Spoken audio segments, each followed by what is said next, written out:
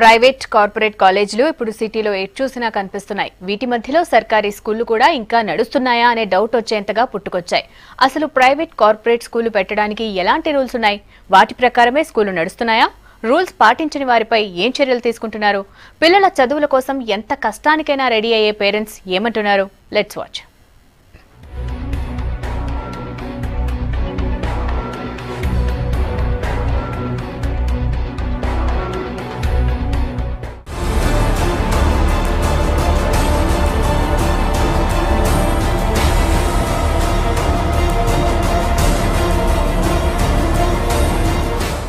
మా స్కూల్, మా ఫీజులు మా ఇష్టం వచ్చినట్టు పెంచుకుంటాం.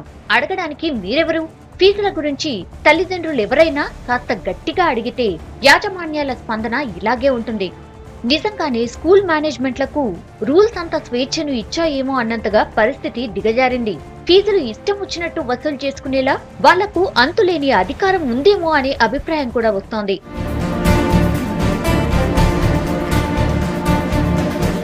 పాఠశాల విద్యా సంస్థలపై చట్టాలు చాలానే ఉన్నాయి. ఫీజులపై స్పష్టమైన జీవోలు ఉన్నాయి. ప్రతి విద్యా సంస్థ లాభార్జన ఆశించకుండా సేవా దృక్పథంతో ఉండాలి. అంటే చారిటబుల్ ట్రస్ట్ లాగా పనిచేయాలని నిబంధనలు స్పష్టంగా ఉంది.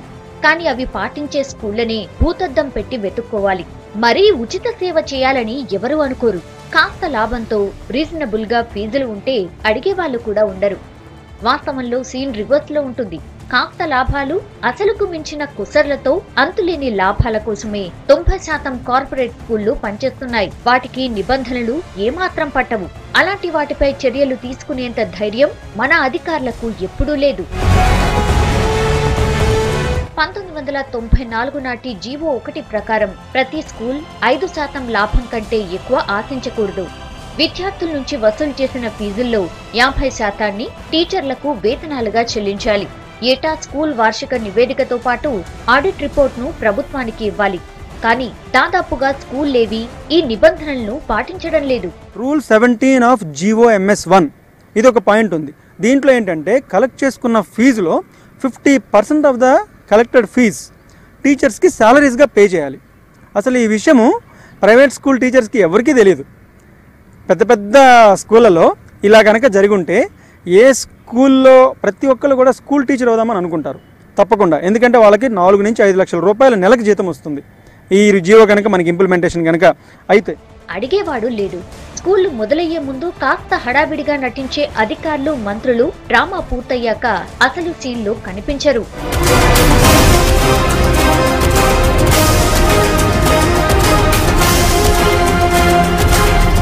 4291 జీవోల ప్రకారం స్కూళ్ల యాజమాన్యాలు ఫీజులను పెంచాలంటే ఫీజుల నియంత్రణపై జిల్లా కమిటీ DFRC అనుమతి తీసుకోవాలి.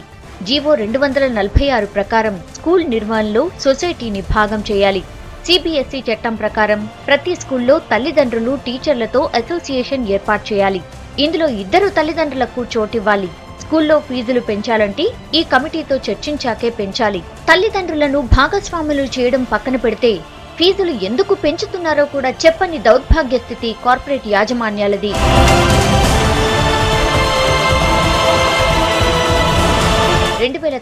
ఆగస్టులో ఇచ్చిన జీవో 91 ప్రకారం వన్ టైం ఫీజులో భాగంగా అప్లికేషన్ రుసుంగా 100 రూపాయలు, రిజిస్ట్రేషన్ ఫీజుగా 500, రిఫరెండబుల్ క్యాష్ డిపాజిట్ గా 5,000కు మించకుండా తీసుకోవాలి. ఇదే జీవోలో సెక్షన్ 1C ప్రకారం టెక్స్ట్ పుస్తకాలు, స్టేషనరీ, యూనిఫామ్లను స్కూల్ వాళ్ళు చెప్పిన చోటే కొనాలని రూలేం లేదు. ఇప్పుడు సెక్షన్ 1C ఆఫ్ GOMS 91 ఉంది.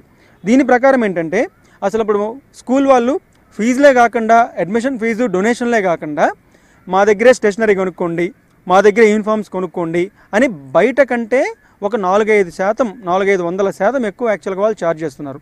ఇదంతా కూడా కంప్లీట్లీ ఇల్లీగల్. ఇది సెక్షన్ 1C GOMS 91 క్లియర్గా చెప్తోంది.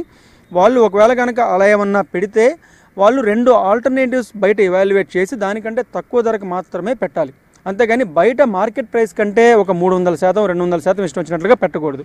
అలాగే స్కూల్ పేర్లలో ఇంటర్నేషనల్, IIT, ఒలింపియాడ్, కాన్సెప్ట్, ఈటెక్నో, ఈ శాస్త్ర లాంటి పేర్లను తగిలించకూడదు. ఈ రూల్ కూడా అస్సలు అమలు కావడం లేదు.